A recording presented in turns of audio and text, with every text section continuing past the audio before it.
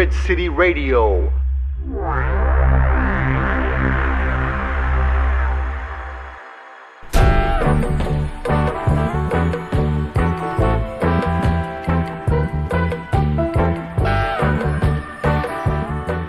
Yes, yes, yes. Bridge City Radio, 100.7 LPFM, KCLA, out of the beautiful city of San Pedro. I am your host, Victor Bustillos. Welcome back. I'm Frank Contreras. Glad to have you with us. That's right.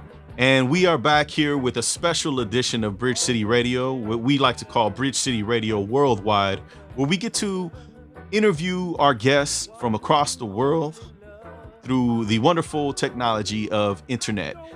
Today in the studio, we have a guest that we had on previously who played a beautiful array of reggae music. Good gentleman, has a great heart, has a great collection of not only reggae, but funk and a couple of them hardcore dagger oldies. This guy is all the way from Oceano, and I want to introduce you to Lilmans Reggae. What's up, George? How you doing, brother? What's up, little man? What's up, you guys? How you guys doing, man? Good to see you guys again, man, for sure. Glad to have you back. Amen. Thank you. I appreciate it. Humbled. Oh, man. We're honored. We're honored, bro, to have you here, man. Amen. Yeah. Love the mix that you did for us, man. That was a wonderful mix. A bunch of great tunes in there. You know, I'm excited to get into this edition where we get to know a little bit about you, brother. Yeah, amen. Yeah, thank you. What's up, Frank? How you feel, man? You ready to get into this? Feeling good, man. Glad to have George back. Want to find out what got him all started, right? That's right, man. All right. Yeah. So what's up, George? You ready to get started? Let's do it, man. Let's do it. All right. Well, I'd like to start from the beginning, bro. I always ask our guests this question. Where were you born, brother? I was born in Inglewood, Califas, in 1977. Wow. Yeah, so... Yeah. Right in the hood, right? Right in Inglewood. The hood, yeah, Inglewood. Yeah. Right there by the donut. Wow. Right there by the donut by LAX. Donut, or what? The famous and infamous, yes, absolutely. Yeah, love that area, man. Yeah. I was raised not too far from there, man. I always say Inglewood, Lenox, Hawthorne, anything south of Century, like Project Blowed says. Oh, yeah, man. for sure, yeah. So how long were you in Inglewood? You know, I was, we moved out before I could even remember, but I basically lived in Los till 1988, you know, till I was 10 years old, and then I moved up. Yeah, so then I moved up to the 805, and I've been here most of my life. But man, I still remember growing up in LA, you know, as a little kid, and what school did you attend when you were in Inglewood? You know, I was too young for that, so I was probably like 2 or 3 when we moved out, and then yeah. So I went to a couple of schools because my parents got divorced, and you know, and then, you know, we had a situation, you know, 1983, my sister was murdered, you know, and so that kind of changed the family dynamics, you know what I mean? So I kind of went to different schools, and we moved around a bit because it was just a crazy time, you know what I mean, in my life, in our lives, in our family life. So, but, you know, the last school that I went to was Alexandria. So anyone that knows what's up, Alexandria Elementary, right there in Los, you know what I mean? What's up? That's right.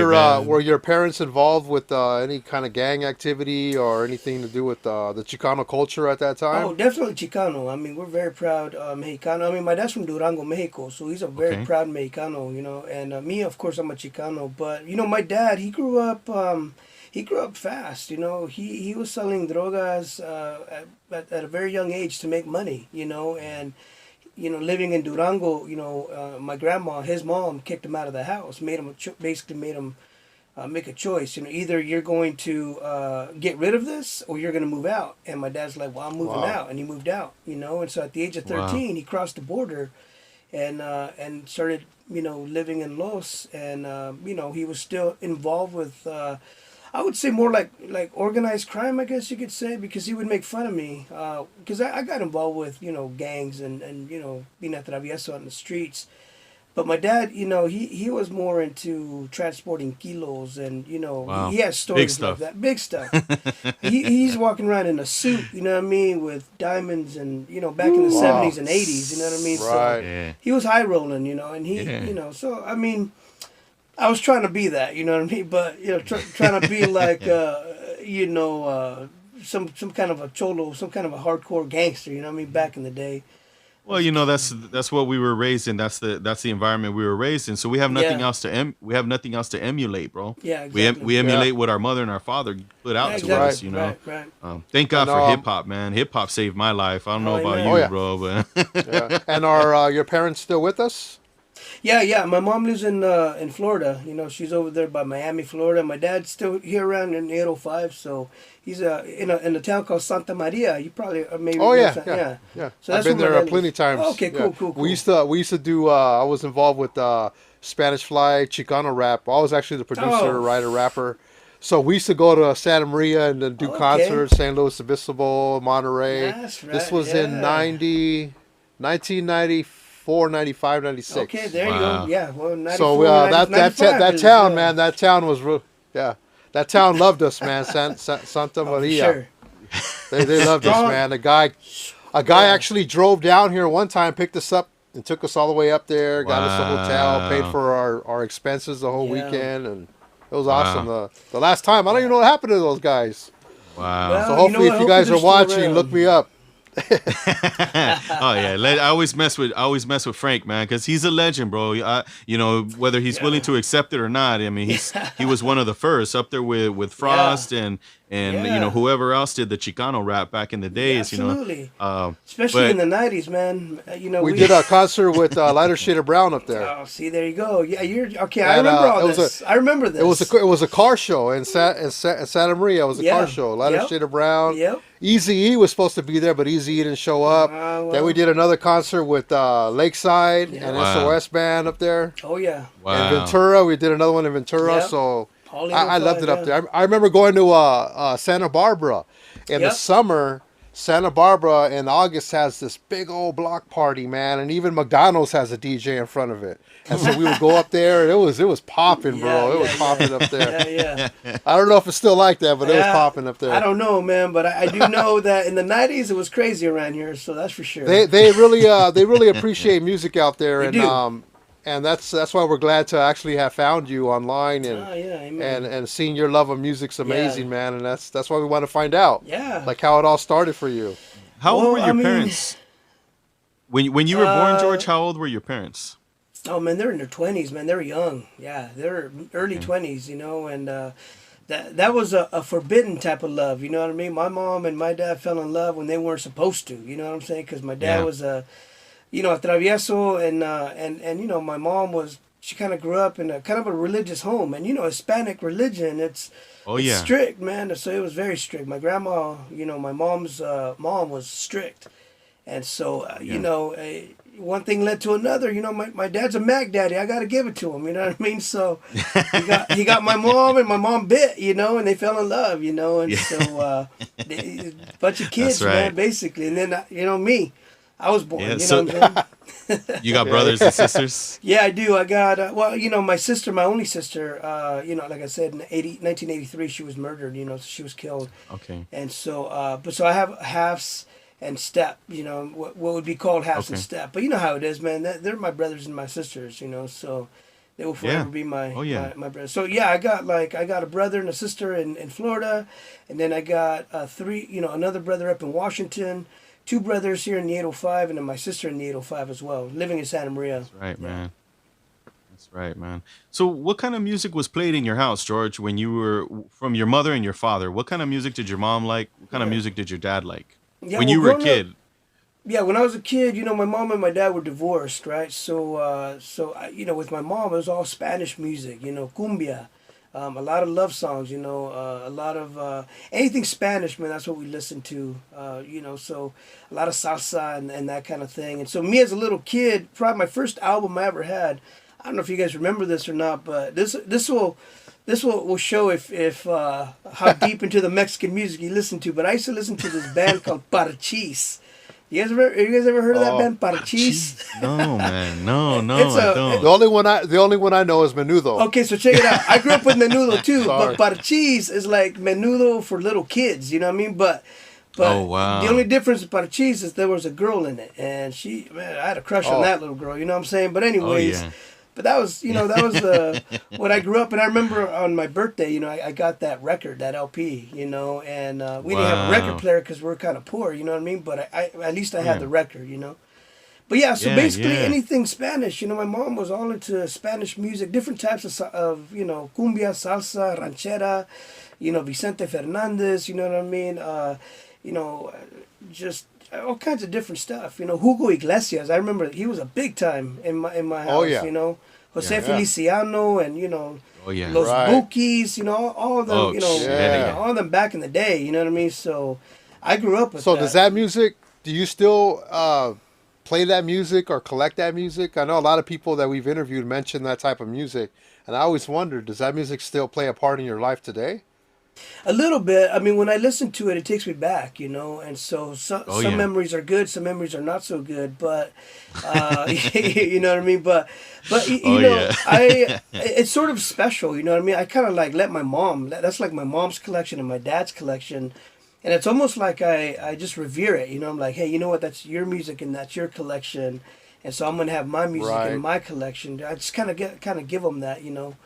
So your dad was into the same music. Oh yeah, definitely. I mean, he was into different kind of. He's the one that actually introduced me to more English music. You know, more songs that were in English. You know, my mom was pretty much all Spanish, and when I lived with my Hardcore. mom, you know, I spoke only Spanish. So English is my second language. You know, so you know, I grew up in a Spanish home where we spoke Spanish, we listened to Spanish, we watched novelas in Spanish. Everything was Spanish. You know what I mean? Yeah, The news yeah, was in cartoons were in Spanish. Everything was in Spanish. yeah, You yeah, know, yeah, That's yeah, right, yeah. man. That's right. So culture. I know you were saying that you kind of revolted that music. So at what age and what kind of music was it that kind of changed you? Where you were like, you know, mom and dad, I love your music. You know, it's okay, but this is my music. This is what I Yeah, like. Yeah, when yeah. did that start for you? And what kind of music was Yeah, it? yeah. Well, I mean, the probably the first some of the earliest memories that I have with my dad. You know, again, I was visiting with my dad, and it was at a tattoo parlor. My dad was getting tatted up, and this jam came on, and I'm trying to remember. I think it was by Blondie, "High as the Tide." You guys know that jam by Okay. Okay, Blondie? And it's sort of a No, but I that one love I don't. Blondie. yeah, I'm sure yeah, if I heard it, you know. yeah. I think I got it correct, but it's kind of a reggae kind of a beat. And that was the first time I ever heard English music and in that style, which was like kind of reggae. And so I was probably like 6 or 7, but I remember, I'll never forget it. To this day, I can still picture, you know, me in the tattoo parlor with my dad and that song going on and the effect that it had on me. It was just different and it was something that I'll never forget, you know? And Yeah, yeah. so, so that was the first time I'm like, man, there's different kind of music out there, you know. And then, you know, like I said, you know, with my sister passing away, I had to go and live with my aunt and my uncle and my cousins. They were all into English music, and so they introduced me to a lot of pop music, you know, like Michael Jackson and all the stuff that was playing in the '80s. You know, it was cool, but it wasn't like something that touched my soul. Um, you know, I was I was probably around maybe 8 or 9. Again, I was visiting with my dad, and this song came on by UB40, Red Red Wine. Everybody knows that jam, Oh right? Red yeah. Red Wine by Oh yeah. UB40. And when he played that song again, it's like it touched my heart, man. And again, it's reggae, so I knew right there from the start that reggae was a type of music that I was gonna always, you know, be attracted to. And growing up with salsa music and even some of the Spanish music, it's real similar in the type of tempo and the kind of beat. So I was already programmed to like that kind of music. I guess you could say Caribbean music, island music, Yeah. East Coast Mexico music. You know, like the kind of music that they play in Cancun and different places like that. You know. So when I heard Red Red Wine, man, I was just like, man, what is that? What style of music is that? Because it was different from what was on the radio. You know what I mean? They didn't play Oh yeah. Red Red Wine in the radio very often. They just played, you know, Madonna, Michael Jackson, and you know Janet Jackson. You know the pop culture, you know, pop music. But that right there is what got me interested in checking out music that wasn't being played in the radio, and that was the beginning of me learning a little bit about reggae. My dad's actually the one that introduced me to oldies. He's the one that introduced me to funk. He's the one that introduced me to old school because he grew up with that. Okay. So that was something that you know, he introduced me to. Okay. Yeah, Red Red Wine. That must have been 1983 83, 84. Yeah, when it came out, I think it's 84. When I heard it, it was probably 86, 87. So it was relatively new, you know. Yeah, and that was But that song was played in the in with by Gang Culture, Chicano Gang Culture. That was a no. popular song at the Oh, time. is that right? I actually Okay. have a documentary. I want to say it's Gerardo Rivera, but it's not. I have it on videotape, and they show gangs 18th Street in L.A. and they're playing Red Red Wine, and Ah, they're trip all. out. It's a trip, man. Yeah. When that came out, my mom Wow. recorded it on videotape, and that song plays, and the Vatos loved it. Man, trip out on that. Yeah. Yep, But you know what? But they enjoyed the classic rock music, bro. Period. You yep. know what I mean? My parents also ex gang members, and they played a lot of the classic rock, the Fleetwood Mac. You know what I mean? The Led Zeppelin, the Pink Floyd. They played a Yeah. lot of that rock music and Hall and Yeah. and Oaks. influence. Hmm. Oh, Hall and Oates, huge. Yeah, Hall and Hey, Yeah, they Oates, a got some yeah. lot of jams. They got some They do. jams. They Yeah. do. They do. Simply Yeah. Red. Remember No. Simply Simply Red. Red? Man. Yeah, yeah. That dude has that one jam. So Yeah, that's a good, yeah. Simply Red, yeah. we can't deny good music. No, You no, know you what I can't. mean? Yeah, yeah. And my dad, my dad listened to a lot of the. I call it white boy oldies. You know what I mean? Like the Beach Boys. Oh yeah. All that Oh yeah. stuff. And but he's also the one that introduced me to what us Chicanos call old Chicano oldies. You know what I mean? And so, Yeah. just. So I got to give my dad all that because he's the one that introduced me to a lot of music. I'm gonna have to give my dad the props because he's the one that really introduced me to reggae, oldies, funk, R&B, old school, and then I just kind of took off from there, and so now my dad's the one that's asking me about music. So Yeah. kind of an How old honor, were you to when be able to. about Uh, about how old were you? yeah, probably I was probably like 8, 9, 10. That's about Okay. when I started, listening. But then when I got to 12, 13 years old, that's when I started to venture out and really, experiment and expound on my type of music. Growing up in Oceano, here up in the 805, reggae's big in our neighborhood. In fact, that's Wow. probably what separates our neighborhood from all the other hoods around here is that we're deep into the reggae music, and just the way it happened, the Wow. way So I was mostly introduced to the rest or I should say, the fundamentals of reggae. Like the Bob Marley, Steel Pulse, Third World, Oswald, Freddie McGregor, Gregory Isaacs. Those are the fundamentals, right? The foundational. Yes. Yes. And so I was introduced to that when I was about 12 years old when I moved here to Oceano. And, the story on that is, some of the homies, some of the older homies, when they were in junior high, Judkins Elementary, there's a PE coach. His name was Mr. Ehrlich. And Mr. Okay. Ehrlich, he would put music on, random music during, PE or whatever. And one time he put on this album by Black Uhuru. And so he was bumping Ooh. Black Uhuru, and one of the homies were like, "Hey, what is this, man? Well, I've never heard this kind of music, but I like it." And so he went up and hit up Mr. Ehrlich, and he said, "Who is this?" And Mr. Ehrlich said, "This is Black Uhuru." And that was like the beginning of the reggae scene for our neighborhood. That was probably 85, 86, which a lot of good Wow. music was still coming out. Black Uhuru, that album was still relatively new. Yeah. And LPs were being spun at the time, So in junior high, the older homies, they started collecting. They started checking out different reggae artists, just kind of doing their own homework. So when I came into the scene, they already had done a lot of homework, and so they just introduced me to it. And once I got hooked, that was it, man. I was addicted to it. I wanted more. I wanted to hear it all the time, every day, all the time. Just really interested in it. And my thing is Such. this: it's if it touches my soul, I'm gonna be about it. So I mean, Oh all yeah. this music has touched my soul. Yeah. Yeah. Yeah. That's such a great time for reggae too, bro. Oh I mean, man, 80s. I always say like my decades for reggae is like mid 70s to mid 80s, Oh yeah. Oh yeah. So I didn't learn about reggae that at that time. Like yeah, I knew about Bob Marley and Peter Tosh, Bunny Wailer. I knew the Common Core, Yeah. but it wasn't until about 15 years ago, where I started realizing like, okay, there's deeper people than Yeah. Ika Mouse and Yeah. Burning Spear. Where I started learning of Elton Alice Oh yeah. and Slim Smith and Little John, and I'm like, whoa, who are these guys? Yeah. So, but that time, man, for you guys to be learning so early, that's a blessing, bro. Because Yeah. you probably got to see a lot of these guys live. Man, I wish, man, but I got into a lot of trouble. I was locked up a lot, you know what I mean? So Oh. I did it, man. And if we went to different neighborhoods, like like in the '90s, if I would have went to any of those concerts, I would have went with an edge, a chip on my shoulder. You know what I mean? Yeah. Really? Yeah, we were just active, man. At the time Yeah. we were just trying to prove that we were down as anyone else. You know what I mean? And so Yeah, of course.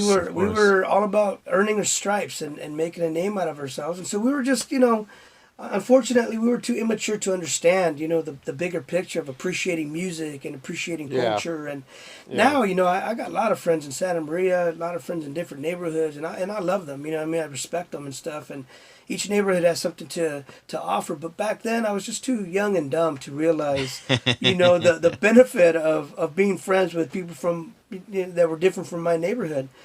But I just got locked in, man. I just kind of started tweaking on OCD on just my neighborhood, and if you're not Right. from my neighborhood, I don't know you, I don't trust you, I don't like you. You know what I mean? So it was like Yeah, that. yeah. So And what unfortunately, I missed out. I missed out. What on that. neighborhood was that? Oceano 13 gang. I mean, we were just all about it. Okay. Southside Sureños, big 21st Oh Street. man. Yeah. So what was the transition like coming from the 213, if you can remember, to the 805? Oh, it was way different. You know what I mean? Luckily, when my dad came and picked me up, I was already running away from home. I was like 9, 10 years old. And I was a travieso. I mean, my stepdad was, at the time, he was an alcoholic, so there was a lot of abuse, verbal and physical abuse. And once my stepdad left, once my mom left my stepdad, it was like there was no more rules, man. It was like my mom couldn't handle me. She started hanging out with her neighbors and she started partying. And so I took off, man. I was out in the streets I remember I stopped going to school. I was just out in the calles, and Yeah. wearing the same clothes, being a sucio. I was just a 10-year-old kid having fun, man. I was outside for the first time in LA, you know what I mean? So Oh yeah. I remember Oh, yeah. just doing stupid stuff, I was into back then I was into starting fires, I was into... Oh yeah. there was gang members there, and they used to kind of control our building, and I just remember one time I went up to the roof. There were some empty bottles there. I looked over the roof, and there they were just chilling. I thought it would be fun to no. just drop some empty bottles on them and just run, you know what I mean, to try to get Run, away. Yeah, so bro. I'll tell you I what, did all man, the same stuff. Oh, Oh, yeah, yeah. so man. Oh, they Man, I caught was a- me. They caught me, man. Yeah. Yeah. They threatened me. They threw me over. They didn't throw me over, but they basically put me over the third, the third Ooh. story Ooh, balcony, man. and they were just like, Man. "You do that again, and we're gonna kill you," basically. And for whatever reason, I didn't want to show weakness. I was just looking at them like, "Yeah, right. You ain't gonna throw me down." And then they said this. Well, we're gonna go tell your mom. And once they said that, I started crying like, no, don't tell my mom. Nah, throw me off. I'd rather you throw me off than tell my mom, man. My mom with the paleta or the chancla, forget about it. You know what I mean? Oh yeah, everybody's worst nightmare, man. Yeah. So when you moved to the 805, all that stopped for you, or it got worse? Well, it stopped for a little while, once I moved up to the 805, it was kind of like a clean slate. I started all over again. I was like I was born again, you know what I mean? And especially here, back in '88, it was still a pretty small town. It really is still a small town, but it was smaller yet. And so, 213, man, that town never sleeps, right? So moving up here, I remember the first time I came up here, it was like 9 o'clock at night, and businesses were closed. There was no cars on the streets. I was tripping, you know what I mean? But Yeah. the cool thing was that for the first time I was able to look up in the sky and see all these stars, man, you know what I mean? Wow. And then we only lived like a block or two away from the ocean, so I could hear the ocean. Oh, And man. and living in Los, man, to go to the ocean, especially back then we didn't have a car, we were poor. You have to take the RTD bus, you know what I mean? yeah. Forget about it. It's Right. going to be a long time by the time we get to the beach. So the fact that I could walk to the beach anytime, it just it changed me for a little bit, you know what I mean? Like, I was like, hey, this is cool, I get to live in paradise, basically, and I'm living with my Right. dad. I'm speaking English. My household speaks English. They only listen to English music. So it was quite the culture shift for me. You know, it was basically from Mexicano to Chicano. You know, and Right. my mom's Guatemalteca, so you know, there's Chicano, there's Mexicano, Guatemalteco. But when I moved up here with my dad, it was pure Chicano. You know what I mean? My Wow. dad wanted to make sure that I knew Spanish, but that I also knew English because we lived in this country. You know, and he wanted me to succeed. So, That's so awesome. it was different. It was different. But so I was good for about a couple months. You know, and then I started checking out the girls, man. You know what I mean? That was always my downfall, man. I was just trying to Yeah. I was trying to be loved. You know what I mean? I just wanted to be the Mac Yeah. Daddy.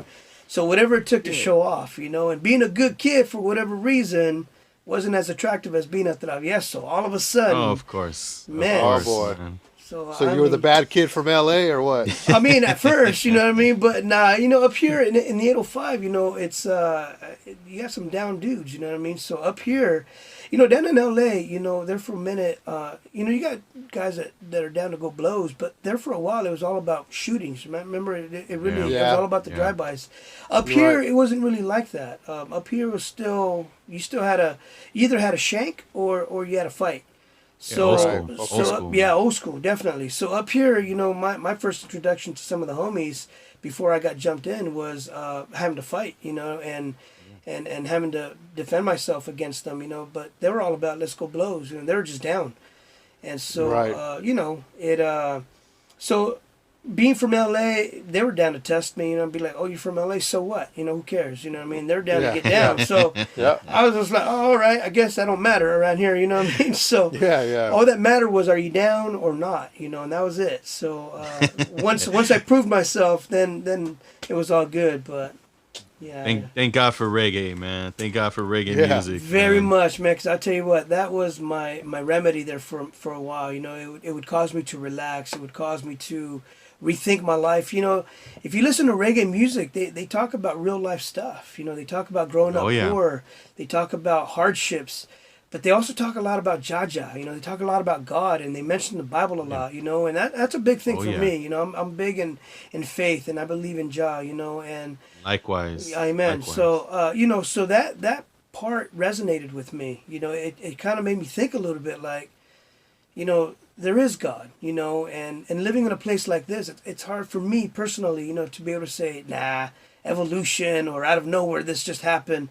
I believe in creation, you know what I mean, and so do a lot of the reggae artists that I listen to. You know, a lot of them grew up in, you know, Christianity. They grew up reading the Bible. You know, Jah Rastafari, they believe in a lot of what the Bible says. You know, they say Oh, a lot yeah. about Babylon, and they talk a lot about Jah, and you know, all kinds of different things. But they do talk about things that matter. You know, like if you're about chasing money, you're chasing an idol and it's going to destroy you. Those Yeah. kind of messages as Yeah. a 12, 13-year-old, you know, just kind of really made me think a lot. You know, I was kind of maturing a lot through the kind of music that I was listening to and the message that they were giving through the reggae music. You know, so yeah. From the time that you got your first record up until this point now, where we're talking about moving over to the 805 Yeah. and getting into reggae, had you been receiving records, whether for birthdays or Christmases, or purchasing records with your own money, whether it be like paper route or birthday money, up until that point?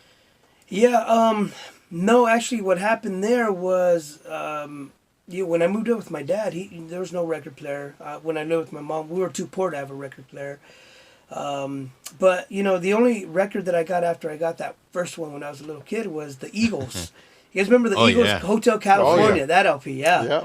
And yeah. and that was one that you know, I mean, especially because you're talking about California. Just the fact that you mentioned California to me, Oh, I'm yeah. gonna love it because I'm a big time Califas fan. Can I get an amen? You know what I'm saying? But Amen. that's just Amen, my own bro. personal humble opinion, but that's just, you know, born and raised. But So around what age? Around what age would you say that you were fascinated with records and realized, like, you know what, I want to buy records and start collecting records? Or whether it was cassettes or CDs even. yeah, it was definitely cassettes and CDs. So yeah, once I moved up here, it was all about the cassette player, right? So I had a lot of the homies just kind of make me compilations on tapes. I didn't, you know, I really didn't have the money to go buy tapes and all that stuff. whenever I had money, I would just go buy drugs. You know, what I mean, that was my thing. You know, Yeah. so I would Yeah, rather of do course. that. But I had homies that, out of their collection, their record collection, their CD collection, even their tape collection, made compilation, tapes for me. And so that's how it started. So I really didn't have to go and buy anything because I could just get it for free. I had a lot of the older homies, and I want to give props to Payaso, the homeboy Payaso, B-Ray. He's the one that made a lot of tapes for me, introduced me to a lot of reggae. Also want to give props to the Gonzalez brothers. Monty and Danny, they introduced me to the second part of my reggae knowledge. But those guys, man, Right. those guys were the ones that were buying LPs. They were the ones that were collecting records. They were the ones that had the tapes. They had the CDs. If you wanted reggae, you had to go to them, and they would connect Wow. you. They would hook you up. And if you showed them that you were really about it, then they would give you more. You know what I mean? They didn't just give it out. It was more like, let's see what you do with this tape, and then we'll go from there. And so every tape they gave me, man, I just ran with it, brother. I was I was fixing it. I was, I broke many of them. I tagged it up. Yeah, and of yeah. course, That's funny. because yeah. That's funny you Yeah. bring that up, bro, because we had I don't mean to cut you off. Okay. In down here when I was learning about reggae, it was similar to that. I had one friend, his name was Kosh, and he would drop the needle on a record and be like, oh, what you think about that, blah, blah, blah. And then he wouldn't let the song play through, bro. Pull the song off and be like, like if you didn't know the artist's name or whatever, he's like, nah, you're not ready for this. Oh, wow. He was actually the guy that got me into 45s. Okay. He's like, Okay. because I was a LP collector. I would collect Okay. reggae LPs, and he was the guy that said, when you collect reggae, it's in the 12 inches and it's in the 45s. Oh, that's for sure. That's for sure. Yeah, Yes, so- Wow. absolutely. So Yeah. it's funny how that was happening way over there and Wow. in your area. Yeah. And it's Yeah. still down here, like something with the Yeah. reggae heads, I guess. That's just what they do, man. And it's part of the culture too. I mean, even like in the Jamaican culture, with a lot of them, the DJs, like in Kingston, Jamaica, they would scratch out the title and, Oh, yeah. the name of the song and keep it super like secret. You know what I mean? And it was kind of like bragging rights. It was like a form of power to have this jam that no one else had, or to be the first one to introduce it. And it's still kind of like that today. We got a lot of people that are collecting vinyl now. And it's about who has the latest and the greatest, the most expensive, the rarest, and all this and all that. And it gives you clout. It's been happening since day one, man. So, I guess yeah. I got caught up with that in the 90s. It was about having the pride of knowing certain artists and having certain songs. And for our neighborhood in Oceano, we pride ourselves in having the connection when it comes to reggae. There's another neighborhood that also listens to reggae, which is Guadalupe. And, there's a lot of homies that have family in Guadalupe. And they listen to reggae. But I feel that Oceano is like about it. Like we got cats that have been collecting since the 80s that got mean collections. We got, generations now, second going on third generations of collecting reggae. You know what I'm saying? So we pride ourselves in that. And I don't know. I guess it is pride, but it's a good kind of pride, So I know you mentioned a couple of your compadres that put you up on reggae. Yeah. Were there any artists in the beginning that influenced you and inspired you to want to dig deeper? Yeah, probably Sugar Manat by far. Oh, man. He's my all-time favorite. First Oh, time I ever man. heard any of his music. I fell in love with the style, his music, his voice, and voice. then he had he could do different styles, man. He could do dancehall, he could do lovers rock, he did roots, and so he introduced me to different types of reggae within the reggae world, and the fact that he could sing the way he could sing, the things that he would talk about. He's the one that got me, to really follow Lovers Rock. And I'm going to say Lovers Rock is probably my favorite part of the reggae world, the reggae scene. Aside from Roots, man, I love Roots. Yes. But Lovers Rock, man, it's just, I don't know, it's island music, and like I said, living up here in Oceano, right next to the ocean, I could hear the ocean from my house. You're barbecuing outside, you're listening to reggae music. My neighbors have palm trees. I feel like I'm in the islands, brother. You know what I'm saying? Yeah, So yeah. it's like cooking tri-tip and Yeah. pescado. You know what I mean? So Yeah, yeah, I you enjoy can't go it. wrong, Yeah, I man. can't go wrong. But Sugar Manat would be the one that really was the one that kind of made me go, you know what? There has to be more. There has to be more. And I remember this homie, his name's Jaime. He was from Pacoima. And he moved up here in the 805, and he was introduced to reggae. And he listened to a couple reggae jams, and he was kind of into it. But then he heard this one jam by Third World called Dreamland. And Okay. he was the one that said, you know what, man? There has to be more reggae that sounds just like this. And that got me kind of curious to go, you know what? Yeah, there has to be. And then I started checking out Sugar Manat. And then I started asking, the homies, hey, man, what else is out there? And so they began to open up their collection a little bit more and introduce me to some more reggae, And but it wasn't until later on in my life that I started doing my own investigative work and started my own reggae Yes. collection. Okay. Just because my So life. this is yeah. this is all pre-internet then, right? Yeah, this You're is talking. absolutely pre-internet. Yeah, we didn't even Okay. I didn't even have a computer. You know what I mean? Like, Okay, that's important. Oh, That's yeah. important to have, yeah, it's important to let our listeners know oh that. yeah. This is 89, 90, 1991. Okay, You know what I yeah. mean? Yeah. This is back in I was 12, 13 years old, man. So I was a little kid that thought he was a man. You know what I mean? So So you're learning basically from friends, from yeah, mixtapes, from yeah, compilations, pulling artists aside and then yeah. purchasing their albums and trying to. How old were you when you started collecting, bro? Oh, Records. so actual record I started collecting. I was probably in 2007 is when I started collecting records. Okay. I mean, I had the CDs. I still had some of the tapes, but I just, I got reacquainted again with Monty Gonzalez. I gave him a shout out earlier, and I was just kicking it with them, and he dropped the needle on this record, and the way it sounded was totally different from the CD and from the tape. Oh yeah. Oh yeah. And then he recorded a CD for me. He gave me a CD that was strictly vinyl from his vinyl collection. Wow. And when I slapped that in my system, in my ride, I'm like, dude, it just sounded different. It was Yeah. fuller, the sounds, just the way it came across, the bass, everything. I mean, as soon as I heard it like that, when I was able to put records onto a CD and be able to showcase that and bump it, that was it. I'm like, that's it. I'm going vinyl right there on the spot. So that was the beginning of it right there for me. Yeah. So there That's for a while, funny. I wasn't listening to too much music, or at least not buying music. I kind of got stuck with what I already had, which was a pretty good collection, several hundred songs that I already had on CD and stuff. And Yeah. but with records, that took me to the next level, of finding different artists.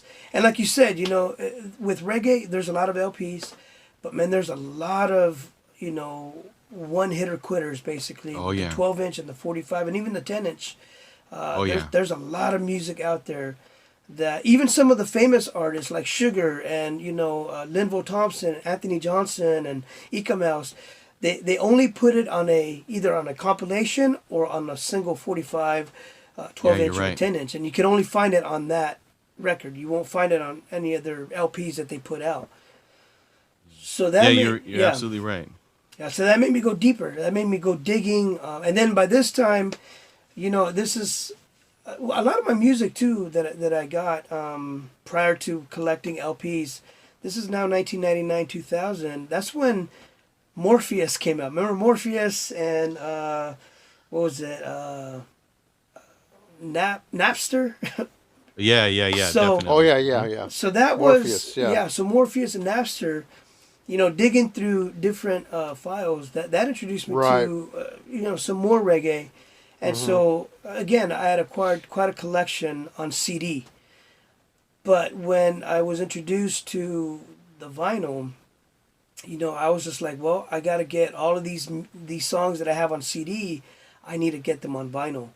And so I Yeah. did that, So for the first time, for the, first couple of years, that's what I was doing. I was chasing, trying to find all of these songs that I had on CD on vinyl. And then after that, I just kind of branched out and did my own thing. So Was it around 2007? Would you say that's when you got your turntables as well? Yeah, yeah. I had a person, good friend of mine, Terry Gordon, love her to death, man. She was at a garage sale and she knew that I had, started a little record collection, and so she saw this old school techniques that someone was selling for like $5, so she got it for Wow. me, and Wow. so that was I still have it. It's a technique, so it works. Yeah, yeah. Wow. Once I got the record player and then I had the vinyl, it was like no turning back. I took off. I mean, that was it.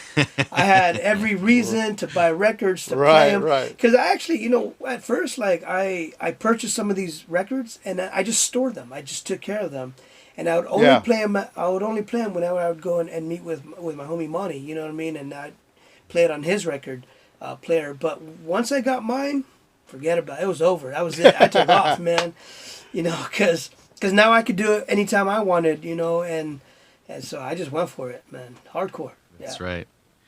So how did you reintroduce yourself into funk and like oldies and stuff like that? Around what age were you when you started deciding to take that turn? Yeah, probably 13, again, back in 1990, hanging out with Okay. the homies. So this whole time you were actually still into funk and still into oldies and stuff the Yeah. whole time. Yes, absolutely. Yeah, Wow. my neighborhood, man. Again, they were into it, and so with my stepmom, her brother, my Uncle Raymond, man, he's an old school, you know, uh, ese vato loco, you know what I mean? And so Yeah, yeah. he's the one that had a lot of those type of oldies, the Chicano oldies, and he was the one that introduced me to a whole different aspect of oldie music, 50s, 60s, and even some of the 70s, and so once I heard that, man, once I heard oldies, that was it, man. I just again, I just fell in love with it. If it touches my soul, I'm gonna go with it.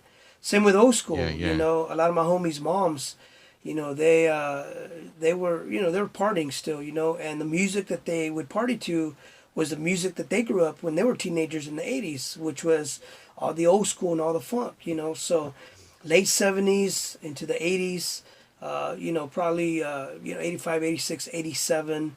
I was introduced to that music as well, and so immediately once I heard it, I fell in love with it. So anything to do with Gotcha. funk, old school, oldies, reggae, I mean, I was introduced to that, late 80s, early 90s, and I've been in love with it ever since, to this day. That's really the only kind of music that I listen to. I appreciate other kind of music, classic rock, country, and, all that stuff, but my music, what I listen to all the time, is either going to be reggae, it's either going to be oldies, it's either going to be funk, it's going to be 90s rap, or it's going to be, R&B, 90s R&B. Right. I love all that. Yeah. Yeah, we're similar to you on that. And it's just what I like, it's what I grew up on, so I'm kind of stuck to it.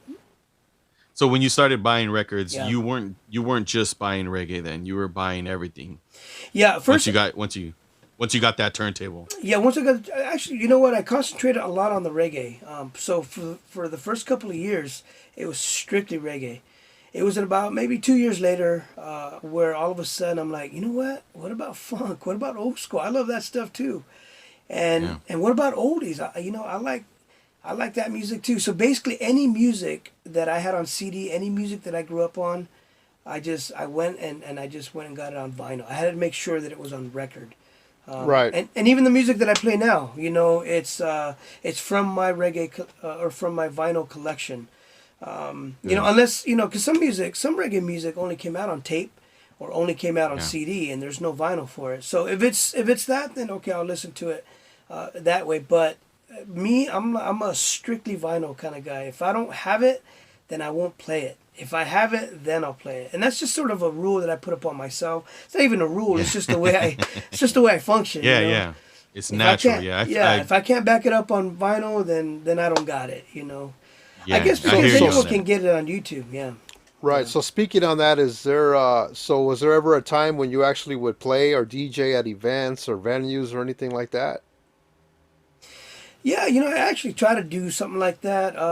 With records, I was trying to kind of introduce something in my neighborhood, the sound of vinyl and records. So I would kind of show off some of the records that I had, some of the collection that I had. I actually tried to even do kind of like a DJ thing, and I bought some stuff and invested in music equipment, speakers, PAs, and mics and all that stuff. Oh yeah. Because I thought that maybe I could do something like that, but the business part of it is it's business. This is a hobby for me. This is a like something that I enjoy to just do. And so when I realized that I wasn't gonna enjoy it as much in the business realm, also too, like unfortunately, whenever I would DJ for friends or even like at birthday parties, weddings, just different venues, people would come up with their requests, right? And man, I can't carry all my collection, so I'm only playing records. Yeah. I'm not gonna play no iPod. I'm not gonna play no CD. It's just strictly vinyl. And so when they come up to me and they're like, "Hey man, do you got this song?" And I'm like, "Oh no, I'm sorry, I didn't bring it." And they're like, "Man, what kind of DJ are you?" I'm like, I'm the old school kind of DJ. I'm the original kind of DJ. I'm playing vinyls, man. What? It was hard not to take it personal, man. It was hard not to be offended and getting a little frustrated with people not appreciating the art of spinning records, you know what I mean? And mixing from record to record, without cutting. No one cares about that stuff. I care about that, but they don't. They just want to dance. They want to enjoy. And that's fine. No, praise the Lord. That's cool. That's your business. Yeah. But for me, the art of records and playing, putting the needle down and the EQ and making sure that it sounds good, and then mixing, from one song to the next without stopping. That's an art form. It's a hobby of mine. And so when I realized that not too many people are really into that, at least up here, that's when I'm like, well, I guess it's just going to be a hobby, not going to be a business. So I kind of just stopped trying to make a business out of it and just sort of, just go with playing music. And then the cool thing too is that up here in Santa Maria, there's a couple of homies that share the same passion, as me with their record collection, and through Instagram, man, we got connected. This homie Drew Down, got to give props to Drew Down, man, from Ado Function. That's one of the crews that I'm a part of, is Ado Function. And he reached out to me, he's like, "Hey man, I saw some of the stuff that you've put on Instagram. I'd like to meet you and just see what's up." And so went and met him and saw his record collection, saw my record collection, met another homie, Tito, Suave Tito. Shout outs to the homeboy. And with him, we have the Music Box. So that's another crew that I'm a part of, Music Box 805. Nice. And these guys, along with we have a couple of homies that are from Santa Maria that are part of the Music Box. The homie Dimples, Chicano Drew. These guys, man. The homeboy Flaco. These guys, they love funk. They love oldies. They love reggae. They love it all, just like me. They love classic rock. They love it all, but they have it on vinyl, and so I respect that automatically. Yeah. And the love that they have for their collection. So, I mean, finally, I was able to connect with some homies that had the same kind of passion. No business, just pleasure, man. This is our hobby. This is our collection. This is our culture. This is us, man. Let us share our music, That's right. So that's what it's about, man. That's what it's about, man. And so that's why I was asking you about, like, if you, when I mentioned about venues, like sort of like how one of our friends of ours, Victor, was saying, what do they call spin-offs? Well, you just all join together and we all play together, Basically, you just play vinyl where people could appreciate it. Sometimes they'll be at a venue like a coffee shop or at a church function or barbecue or just somewhere where people see value in the things that we love. Where if you're hired to DJ, you got to play stuff that they want you to play. Yeah, And you're yeah. getting paid to do that. Yeah. So yeah, there's a difference between Big difference. having like a spin-off and sharing it and getting something started in the community with like-minded people, opposed to being hired as a DJ where it's a job. Exactly. Yeah. Yeah. You know what? That's pretty much what we do here. What we do is spin-offs. I mean, that's all we do is we get together. So, for example, the Music Box 805. We've had a couple of functions where we've had homies from Salinas and Watsonville, all the way down to Oxnard, come up to our area. Here, meeting up in Santa Maria, and just bring your own collection. Bring whatever you want and just spin it. And made a whole day out of it. We've had where we've done that a couple of times. I've gone down to Orange County, down in Los, and met up with some homies down there, and I've done the same thing too.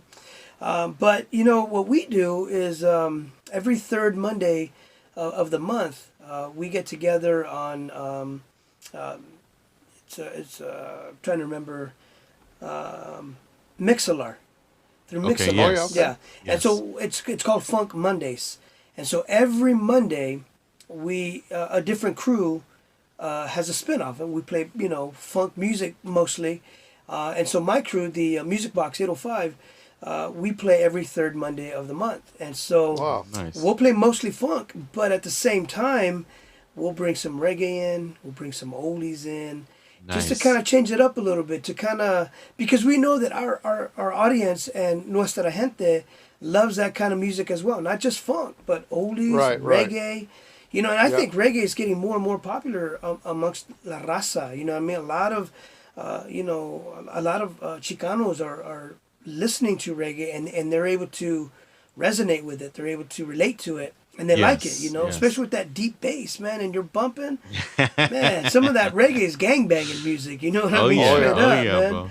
Well, there is that relation that we have where it's sufferers music, bro. Like you said earlier, brother. it talks about the ghetto, it talks about the poverty. There is politics behind the reggae. There is religion, spirituality behind the reggae, and that's a lot.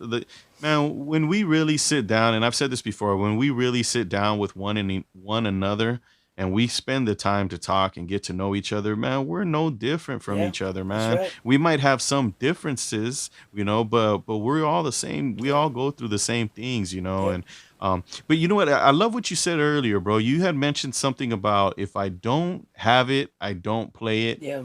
And I love that. I love the purist in you about that. That's kind of me. Like, I don't have CDs, and it's not because I never bought them. I don't buy CDs. I buy records. It was a long time ago in my late teens when I realized, why am I gonna buy a CD when I could pay the same price or a couple dollars more for a record and record it on CD and still have the CD and still have the record? So I just never bought CDs. I'll buy a CD every now and then to support a homie or their project, but I love what you said about that, because it shows a pride and a purity of collecting. Yes. And that brings me to your page, to your Instagram page, where I met you and how we linked up. Lilmans Reggae. You got Lilmans Reggae and you got Lilmans Vinyl, right? Right. Right. Tell me a little bit about those, bro. Yeah, so Lilmans Vinyl is where I put my funk collection. Again, I like to share, and I have to admit, show off a little bit sometimes, but for the most part, I like to share the music. I know there's a population out there that likes sharing their music, and I saw some homies, they were the ones that were kind of sharing their stuff, and I'm like, well, I have some music, maybe I'll share it too. So they kind of inspired me to begin sharing, my funk collection, Lilmans Vinyl, but then also my reggae collection, Lilmans Reggae. Again, because we have people that, they're students of the music. I'm a student of the music. I think I will always be We all are. a student of the music, we all are. So I'm always looking for new things. I'm always looking to see other people's collections. And I appreciate, the people that share their music, that are willing to share the info, that are willing to, show it off. And, when we compliment them, when I compliment them and I tell them, hey man, this is a cool jam, man. Thanks for sharing that. They like that, and I like it too. I like the compliments. That I get. And So yeah, I mean, basically what happened was I just wanted to share music, and what originally the idea was to have the homies in my neighborhood to be able to log in and just kind of see what I got, just because I knew that they would appreciate it for sure. And so then it started Right. kind of crossing, city lines, county lines, state lines. Yeah. I got people following me, Mexico, yeah. Brazil, Europe, and Yeah, for real. Yeah. it's a trip, man. It's a trip. So, but the cool thing about that is, when you share, then people share with you. When Yes. when you Yeah. follow them, they follow you. Compliment them, they compliment you, and so it just kind of built this little community, right, amongst the funk, but also the reggae. Where we share music, we have same passion, we have respect for the artists. Especially because a lot of these artists, especially in the reggae, man, they got burned a lot. You know what I mean? They didn't make very much yeah. money. They were just trying to get their music out there. They were trying to make a living. They were trying to make it big. Like Bob Marley made it big. But a lot of the Yeah. reggae artists out there, man, they had to scratch a living. And Yeah. a lot of them unfortunately got taken advantage of because they didn't know the rules and the laws and. In Jamaica, it didn't apply the same as it does in England or in the United States. So a lot of them got burned. And so the fact that we're able to still respect their music, that they're still getting publicity, even though a lot of them have passed away, I think there's an appreciation there, And like you said, it's a sufferer's music, man. I can relate with a lot of what they're saying, from politics, police brutality, to having to grow up with beans and rice, Yeah. Another thing that I yeah. appreciate about reggae music is that there's a crossover into the Chicano, into Spanish. Like one of my favorite artists is Junior Delgado. I'm like, man, Oh, yeah. he's black, but his last name's Delgado. You know what I mean? So Yeah, Delgado, I'm yeah. like, what's up, homeboy? You know what I mean? Like, Yeah, yeah. and then different jams, that have come up. Like. You Probably played of my- one on the mix. You Yeah. played one on the mix, right? Mexicano or something like that? Yeah. Black Slate. Amigo. Yeah, Amigo yeah, was- by Black Slate. Yeah, yeah. So again, I mean, I was probably like 13. I was introduced to that song, and I'm like, is he saying amigo, like friend? And my home was like, yeah, he's saying amigo, man. He's talking about, Wow. and I'm just like, so are these guys like Mexicans? No, they're Jamaicans. They're black. You know what I mean? They're from England, but they. But they, they made a connection, with me in my heart. Like, man, these guys, they know about our culture, Kind of like, remember when Tupac, even Eazy-E, man, gave us props, you know what I mean? They mentioned us, Yeah. And every time they would mention us, we're like, that's right. Okay, good. Recognition. About time you That's right. recognize, you know what I mean? Yeah. It's So, funny, man. but with reggae, a lot of them had made, connections like that, like with Amigo and, again, Junior Delgado and just, just different, even talking in Spanish, you know what I mean? Like a little intro in Spanish and then they would play their Right. jam. I just I felt think- like that was like a respect to us, you know what I mean? So Yeah. automatically it's a respect to them, That's right. I see you got an album back there, man. That one looks. I don't. The one with the artwork. I know that. I know that artist very well. Yeah, this is Ashantiwa. Yeah, you know what? This LP right here is it's a classic. You know what I mean? And probably my favorite song on this Wow. one is called "Over You," and I played it on the mix actually. When I got it, I got it years ago, but it was readily available. You know what I mean? And lately, I guess it's not. It's become sort of a rarity. Wow. And so whenever I play it or whenever I show it or whatever, people hit me up on it like, hey, man, where did you get that? Or props that you have that. They say something like, man, it's been years. It's on my wish list. I wish I had yeah. it. And so for me, it's kind of like, it gives me pride, like, oh, man, cool. I got something that a lot of people want. Oh yeah. Oh yeah. But it's just a trip that, years ago, a lot of these records were readily available. Now they're not, or they're Yeah. very, very expensive. So I was kind of glad Right. that I started early on in my collection, So, but yeah, Ashantiwa, man, he has a couple hits that are yeah. amazing, That's That a great looking artwork. cover. Yeah, man, it's. I mean, as you can see, it's very. I like that. Look at that. That's hand drawn kind of thing, Wow. Nothing professional about it, That's neat. But again, I Yeah, so- respect Like it, it. Yeah. That's a famous artist there, Frank, from Jamaica, who's Shanti done Wong, yeah. just so many album covers. His drawing and his artwork has been put on a lot of vinyl, absolutely. a lot of album covers. Yeah. I know you're not gonna believe this, but we only have a couple minutes left of the show, bro. Okay. And I wanna thank you first of all for coming out. Oh, But yeah. Thank you for having real me. quick before we let you go, bro, you mentioned a rarity. And you're one of the only vatos I know.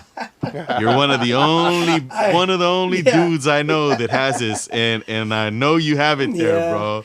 Well, you know what? Because you and have spoken about it, so I thought you noticed on the mix I had to put it in there for you, man. So that's special request for you, man, because I know Yes. you and I have talked about it. But yeah, you're talking about this one right here, the Yes. Bees. I love you. Yeah, this 45. Wow. Band the Bees, I love yeah. you. On You know Virgin what? Records. Yes. Man, I got lucky on this one. I got this one a while back, and I got it before it became, a must have. A lot of people have asked me about this, and including yourself. You've hit me up on it and stuff. But Yeah, again, guys, I put my offer in already, so ease up. Yeah. and that's a healthy offer. Yeah, a pretty good one. Yeah, I have to say. Yeah. But with me, once I buy it on record, I'm gonna keep it for the rest of my life. I agree. That's good. That's I good, agree, man. man. My thing I'm the is, same way. I'm hoping that my children love it, like the way I love it. I know my Yeah. daughter, my 18-year-old daughter, she has her own little record collection. Oh, good. There you go. Good. And, so she, I'm hoping that, God forbid, but if I pass away or whatever, that they're able to, take it and spin it and enjoy it like the way I've enjoyed Yeah, it. appreciate That's it. right. Yeah. Appreciate it, That's yeah. right. So I know, thanks for the offers, but I'm gonna keep it for life. That's all good, brother. Victor will find one. Victor will You know find what? one. That's Pretty what I'm good at praying. that. I found Yeah, it. pretty good You'll at that. find it. Yeah. Yeah, They'll we find all one. do. Hey, every record that you want will That's find right. its way to That's you, man. right. And Yeah, yeah. That's right. That's the fun of Yeah. that's the fun of being a collector, you know, Yeah. the search. Yeah. Amen. But, Amen. Right. George, bro, this hour went by quick, man. Yeah. I Yeah. mean, we Man, that was probably an hour, got we probably Yeah. got 40 seconds left, man. Oh wow. Okay. Wow. But Yeah, that I was want to fun. thank you. First of all, I want to thank you so much for taking time out to not only yeah. come on the show before and do the mix, Yeah. but for actually spending time with us now and letting us know a little bit about you and how you got started, bro. And I love that. I always want to know the backstory. Frank and I, when we started Bridge City Radio, we knew that we had to share this. Yeah. We couldn't just pocket it for ourselves. We want to share with everybody Right. that we know and the people that we find interest in. So we're grateful for having you on the show, Yes, brother. definitely, George. Thank you yes. for having me, guy. I appreciate it. This was fun, man. That hour went by quick. I'll tell you that right now, man. Oh yeah. Before we let you go, bro, is there anything you want to say or any shout outs? Yeah, you know what? Once again, first off, to my neighborhood, Oceano. You know what I mean? If it wasn't for my neighborhood, I would have never known anything about reggae. So again, props to my homie B-Ray, Payaso, to the Gonzalez brothers, Danny and Monty. Thank you for introducing me to the music. I want to give a shout out to my homeboy Jose.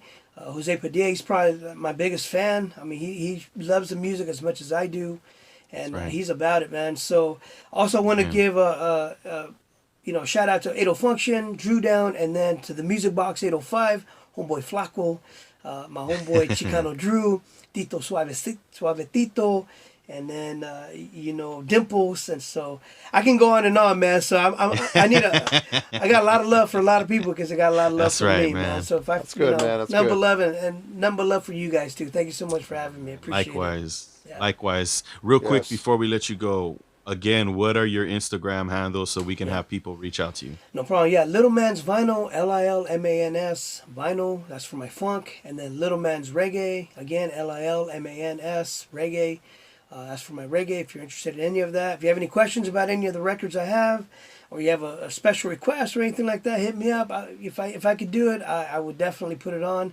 But if you need the information on any of the records, any of the stuff that I put on, hit me up. I'll gladly love to share that with you. Let's keep the music alive. Let's keep it sharing. That's right. Let's keep it out and let's keep it alive. Amen. That's right. That's That's right. right. All right. Frank, you got anything you want to say before we head out? Thanks, George. Thank you for coming out and letting us know what's going on in the 805. Yeah, 805, man. Yeah. so anytime I want to go visit where you're at. Come on up, man. Come on up. It sounds beautiful up there, man, and we really appreciate you, man. Yeah. And I feel like I got a friend now. Oh, man. absolutely, you, man. Absolutely. You got a brother, man. You got a brother here. That's what it's right. about, baby. That's what I wanted to hear. That's right. Yeah. All right. Once again, we want to thank you guys for tuning in to Bridge City Radio on 100.7 LPFM KCLA out of the beautiful city of San Pedro. We've been going through the life of Lilmans Reggae and Lilmans Vinyl on Instagram. Hope you guys enjoy the show.